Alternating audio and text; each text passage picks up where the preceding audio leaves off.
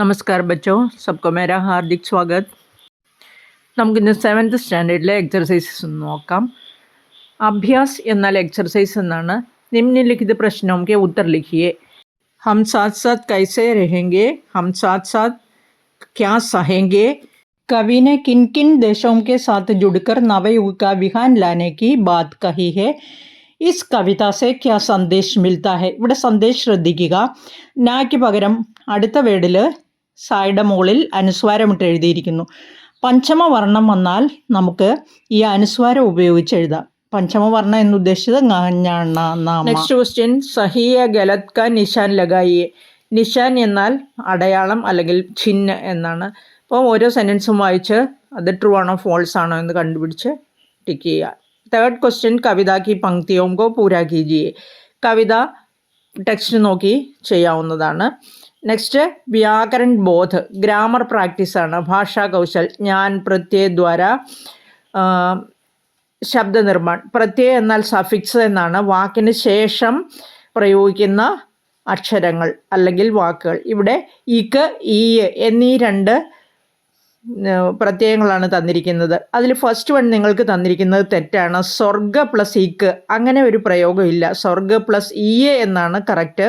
അപ്പോൾ സ്വർഗ പ്ലസ് ഇയെ എന്ന് മാറ്റി എഴുതി സ്വർഗീയ. ബാക്കി നീതി പ്ലസ് ഇക്ക് നൈതിക, പ്രകൃതി പ്ലസ് ഇക്ക് പ്രാകൃതിക, സമാജ പ്ലസ് ഇക്ക് സാമാജിക, സപ്താഹ പ്ലസ് ഇക്ക് സാപ്താഹിക. നെക്സ്റ്റ് വൺ ഈ കറക്റ്റാണ്. ആത്മാ പ്ലസ് ഈ ആത്മീയ, രാഷ്ട്ര പ്ലസ് ഈ രാഷ്ട്രീയ, ദർശൻ പ്ലസ് ഈ ദർശനീയ, പ്രാന്ത പ്ലസ് ഈ പ്രാന്തീയ, ഭാരത പ്ലസ് ഈ ഭാരതീയ. ഇവിടെ പുതിയ വാക്കുകൾ ഉണ്ടാക്കിയിരിക്കുകയാണ് സഫിക്സ് ചേർത്ത്. സഫിക്സിന് പ്രത്യയം എന്ന് പറയും, പ്രിഫിക്സിനാണെങ്കിൽ ഉപസർഗ എന്ന് പറയാതെ നമ്മൾ വീണ്ടും വേറെ ക്ലാസ്സുകളിൽ പഠിക്കും. नेक्स्ट क्वेश्चन ശ്രദ്ധിക്കൂ. निम्नलिखित शब्दों के दो दो अर्थ दिए गए हैं, इनका वाक्यों में प्रयोग करते हुए अर्थ स्पष्ट कीजिए. അപ്പോൾ ഒരു വാക്കിന് തന്നെ രണ്ടർത്ഥമുണ്ട്, അത് നമ്മൾ വാക്യത്തിൽ പ്രയോഗിക്കണം. ഫസ്റ്റ് വൺ ലാലാണ്. ലാൽ മീൻസ് പുത്ര. അടുത്ത അർത്ഥം ഒരു കളർ, അതായത് റെഡ് കളറിനെയാണ് ലാൽ എന്ന് പറയുക. Next word ഹാർ. ഹാർ എന്നാൽ പരാജയം എന്നർത്ഥമുണ്ട്, മാല എന്നർത്ഥമുണ്ട്. നെക്സ്റ്റ് വൺ ഖേൽ. ഖേലിന് തമാശ, അതായത് ജോക്ക്. പിന്നെ ഒരു game, to play a game, അതിനാണ് ഖേൽ. ഖേൽ യഥാസമയം നൗണുമാണ്, വെർബുമാണ്. ഖേൽന വെർബ്, ഖേൽ പ്ലേ നൗൺ. ജാൻ എന്നാൽ ലൈഫ്, ജീവൻ എന്നർത്ഥമുണ്ട്. അതുപോലെ ജാന്ന എന്ന വെർബിൻ്റെ റൂട്ടാണ് ജാൻ. അതുപോലെ സ്വര എന്ന് പറഞ്ഞാൽ സ്വരവർണ്ണങ്ങളെ സ്വര എന്ന് പറയും, സ്വരാക്ഷരങ്ങൾ. അതുപോലെ സംഗീതത്തിലെ സ്വരം, സരിഗമ പദനിസ ഇല്ലേ. അപ്പോൾ ഇത് നമ്മൾ വാക്യത്തിൽ പ്രയോഗിക്കണം. ഫസ്റ്റ് വൺ നോക്കൂ. ലാൽ എന്നാൽ ലാൽ, അരെ ലാൽ ഇതറാവോ എന്ന് പറഞ്ഞാൽ മോനെ ഇവിടെ വാന്നാണ്, വളരെ ഓമനിച്ച് വിളിക്കുന്നതാണ് ലാൽ. അതുപോലെ ഈ ചിത്രമേൽ ലാൽ രംഗ് ഭരിയെ എന്ന് പറഞ്ഞാൽ ഈ ചിത്രത്തിന് റെഡ് കളർ കൊടുക്കൂ. ഹാർ പരാജയം. ആജിക്കെ മാച്ച് മേം മുംബൈ ഇന്ത്യൻസ് ഹാർ ഗേ എന്ന് പറഞ്ഞാൽ ഇന്നത്തെ കളിയിൽ മുംബൈ ഇന്ത്യൻസ് പരാജയപ്പെട്ടു പോയി എന്നർത്ഥം. ഹാർ, ഏ ഹാർ ബഹുത് സുന്ദർ ഹേ എന്ന് പറഞ്ഞാൽ ഈ മാല വളരെ മനോഹരമാണ്. ഖേൽ, അരേ ഭഗവാൻ യെ കോൻസാ ഖേൽ ദിഖാത്തെ ഹേ എന്ന് ചോദിച്ചാൽ അല്ലയോ ഭഗവാനെ ഇതെന്ത് തമാശയാണ് നീ കാണിക്കുന്നത് എന്നാണ് അർത്ഥം. ക്രിക്കറ്റ് മേരാ പസന്ദീദ ഖേൽ ഹേ എന്ന് പറഞ്ഞാൽ ക്രിക്കറ്റ് എൻ്റെ ഫേവറേറ്റ് ഗെയിമാണ്. ജാൻ, ജാൻ പ്രാൺ എന്നർത്ഥമുണ്ട്. ജാന്ന എന്ന വെർബിൻ്റെ റൂട്ടാണ് ജാൻ എന്ന് പറഞ്ഞു.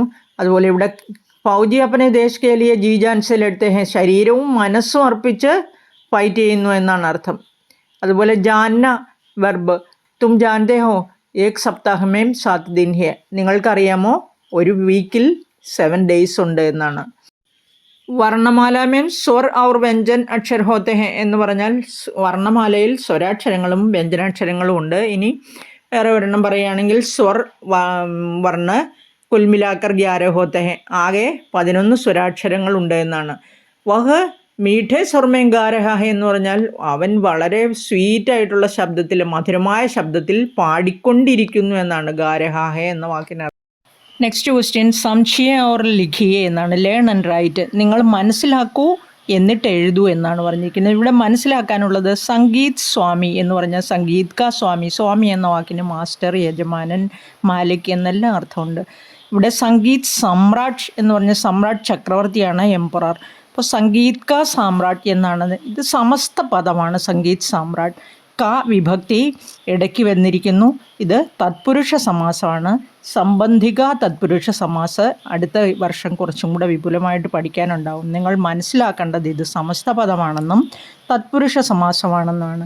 ഗുരുഭക്തി, ഗുരു की ഭക്തി, ലോക് സംഗീത്, ലോക് का സംഗീത്, പ്രേം ഗംഗ, പ്രേം की ഗംഗ, രാജ്പുത്ര, രാജാ का പുത്ര. ഇവിടെ പ്രേം की ഗംഗ എന്ന് പറഞ്ഞിരിക്കുന്ന ഗംഗ നദികളുടെ എല്ലാം പേര് സ്ത്രീലിംഗമായിരിക്കും. അതുപോലെ തന്നെ സമുദ്രത്തിൻ്റെ നാമം, സമുദ്രങ്ങളുടെ നാമം പുല്ലിംഗവുമായിരിക്കും. അത് മനസ്സിലാക്കുക. നെക്സ്റ്റ് ഗ്രൂപ്പ് നോക്കുക. നട്ട് और നട്ടി, രാജ और റാണി, രാത് और दिन, ഇധർ और ഉധർ, ദാൽ और रोटी, ഖട്ട और മീട്ട. ഇവിടെ 2 വേർഡ്സ് തന്നിരിക്കുകയാണ്. ഈ രണ്ടാമത്തെ വേർഡും അതുപോലെ തന്നെ ഒന്നാമത്തെ വേർഡും രണ്ടും ഈക്വൽ ഇമ്പോർട്ടൻസ് ഉള്ളതാണ്. അതുപോലെ തന്നെ ഇതിൻ്റെ നടുക്ക്, ആ ആൻസറിൻ്റെ നടുക്ക് ശ്രദ്ധിക്കുക, ഒരു ചിഹ്നം ഇട്ടിട്ടുണ്ട്. അതിന് ഹിന്ദിയിൽ യോജക ചിഹ്നം എന്നാണ് പറയുക. അപ്പോൾ ഈ വാക്കുകൾ, ഇങ്ങനെയുള്ള വാക്കുകൾ ദ്വന്ദ്വ സമാസത്തിനകത്ത് വരുന്നതാണ്. ദ്വന്ദ്വ സമാസം എന്നാൽ പഹല പദ और ഉത്തരപദ दोनों പ്രധാൻ ഹോത്തെ ഹെ. ഇനി ഈ ഔർ എന്നതിന് പകരം തഥ, അഥവാ, യാ ഇങ്ങനെയുള്ള യോജക ശബ്ദം ഇവ പിരിക്കുമ്പോൾ ഉണ്ടാകും ഇടയ്ക്ക്. ഇവിടെ ഔർ എന്ന് മാത്രമേ ഉപയോഗിച്ചിട്ടുള്ളൂ. രാജാവ് റാണി എന്ന് പറഞ്ഞാൽ രാജാവും റാണിയും. രാത് ഔർ ദിൻ രാത്രിയും പകലും, ഇധർ ഔർ ഉധർ ഇവിടെയും അവിടെയും, ദാൽ ഔർ റോട്ടി ദാലും രൊട്ടിയും, ഖട്ട ഔർ മീട്ട കയ്പും മധുരവും. ഇനി രാജ യാ റാണി എന്ന് ചോദിച്ചാൽ രാജാവോ റാണിയോ. രാത്രി യാ ദിൻ എന്ന് ചോദിച്ചാൽ രാത്രിയോ പകലോ. യാ എന്ന യോജക ശബ്ദത്തിൻ്റെ അർത്ഥം ഓർ എന്നാണ്. OR or. ഇനി ഔർ എന്ന യോജക ശബ്ദത്തിൻ്റെ അർത്ഥം ഇവിടെ AND ആൻഡ് എന്നാണ്. ഇതുപോലെ തന്നെ തഥ, അഥവാ ഈ 2 യോജക ശബ്ദങ്ങളും ഉപയോഗിച്ച് ഈ വാക്കുകളെ പിരിച്ചെഴുതാവുന്നതാണ്. ഇതാണ് ദ്വന്ദ്വ സമാസത്തിൻ്റെ പ്രത്യേകത. ഈ വാക്കുകളെല്ലാം ദ്വന്ദ്വ സമാസത്തിനകത്ത് വരുന്നവയാണ്.